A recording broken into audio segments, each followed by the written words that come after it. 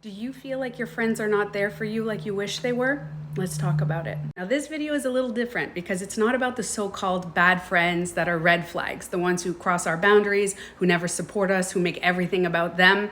It's not about those guys. If you do have relationships like that in your life, I would strongly encourage you to work on your self-worth because you deserve more than that. This video is about how to create healthy attachments with our good friends so we don't cling to them and end up pushing them away. Some people accidentally get overly dependent on the validation of their friends, their families, and even their partners. Oftentimes with those people, stress, anxiety, and even depression happens if they are not reassured about their connection with a person or even reassured in their emotions that they're feeling. And this could be rooted in just one or even many psychological experiences that they had in their life. They may have experienced abandonment in the past and they have this subconscious feeling that they may lose people, so they have to cling to them to keep them in their life. They may have an anxious attachment style, always worried if somebody is going to leave them. They may think of themselves as lesser and have a low self-esteem, constantly worried about if they're worthy or not for even having that connection with someone. It may even be rooted in a fear of control. If they feel like life is slipping away, they're going to feel like friendships and relationships could slip away. So by either clinging or seeking reassurance from their friend, it's closely monitoring them so they feel like they won't lose them. It could also be dependency. If somebody does not work on their self-affirmations, knowing that they are lovable because they exist, they are valuable, and they are worthy, they will continuously seek it externally. And when they don't get it, they may feel very lonely. It could be a lack of self-sufficiency. Not that they can't physically do things for themselves, but emotionally, they need that external validation. That reassurance will make them enough. It could be growing up and not being taught how to deal with their sadness and their anxieties and all their uncomfortable feelings. So they need somebody else externally to tell them that what they're feeling is okay. It could be a learned behavior, whether it was too much validation from external sources, so they're seeking it, or it could be none at all, so they are seeking it. So they may have never been taught how to self-soothe when they're feeling really uncomfortable emotions. And another very big factor could be loneliness. When someone often feels lonely and tries to seek external validation for that loneliness void, it could be a lack of self-love because they don't enjoy their own company. Becoming aware and understanding the root cause of why we are seeking reassurance, why we feel uncertain in our healthy relationships, why we feel the need to cling to external people is the key to healing it. Now, if you're someone that needs that reassurance from a healthy friendship, or maybe you are the healthy friend and know someone that seems to be clinging more to you, other than counseling, which I always strongly suggest, here are some tips to help you soothe your emotions and help you on your journey. Number one, build a relationship with yourself and learn how to become your best friend. Because if you are having a hard time enjoying your own company and being alone and validating yourself, you are continuously going to need to do it externally. So first, start journaling. And in your journal, become aware of how you're talking to yourself. Learn how to have compassion for yourself and be grateful for you. Something that I suggest to people who have a hard time dealing with themselves is the Ho'oponopono prayer. It's an ancient Hawaiian saying that says, I love you, I'm sorry, please forgive me, thank you.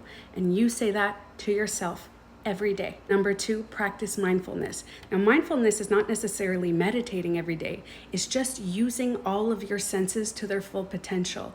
Set yourself times every day to go outside or look out of a window and use every sense, like hyper focus.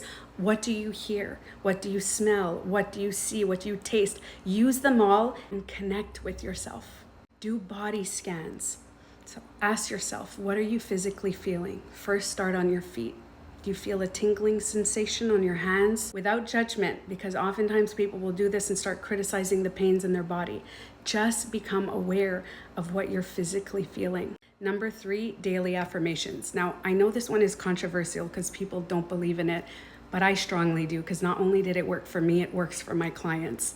You are reminding your conscious mind of what your subconscious already knows. When you were very young, you didn't think badly of yourself. You were just experiencing life. But as you got older, there are things that you started to believe about yourself. So all you are doing by doing affirmations is untraining all the negative stuff that you say about you. I am lovable because I exist. I am worthy. I am valuable because I exist. I matter. My feelings matter. I am learning to become my best friend and be kind to me every day. Number 4 or 5, I'm not sure. Set some healthy goals for yourself. The reason I say healthy is oftentimes we set these really big goals that we never want to achieve because we end up getting too tired to do them. So do small goals. Go to the dollar store, pick up some paint and a paper, and just paint. Put on some music, dance. Do everything to reconnect with you. And these activities should not involve social media or anybody external. This is just you spending time with you. Finally, the hardest one, practice being alone. Being alone means putting your phone away and being bored. Sit in the boredom. And while you're sitting, all the thoughts that are coming up, validate them. Don't push them away or don't dwell in them, because oftentimes we'll have these thoughts that come up and then we're like living in our own mind. See yourself as your best friend and the observer of your thoughts. So when you have a thought that comes up, validate it. And if you find yourself spiraling into that anxious and sad thought, and you're going to usually feel like wanting to call someone at that point, I would encourage you to write it down on a piece of paper so you are seeing it externally. Oftentimes, when we have a reoccurring thought or a reoccurring emotion, we don't realize that we may be addicted to them, which means those things are benefiting us in some way. If something unhealthy is benefiting you, it's oftentimes because the opposite of that thing, that thought or that feeling, requires change. A change in behavior, a change in habits. Maybe you need to change a certain habit. Maybe all this time you have been struggling to seek external validation when that validation is within you. You are enough without anybody validating that you're enough. You are lovable and you are worthy without anybody validating that you are lovable and worthy.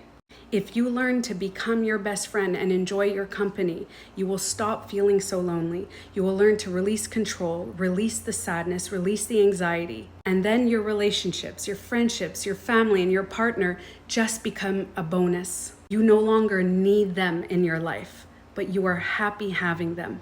You start fostering healthier relationships, more positive relationships. You know how to set boundaries with the toxic red flag ones. It's okay to want external validation, but when you are borderline on needing it, because without that, you are not enough, you need to find that enoughness within you.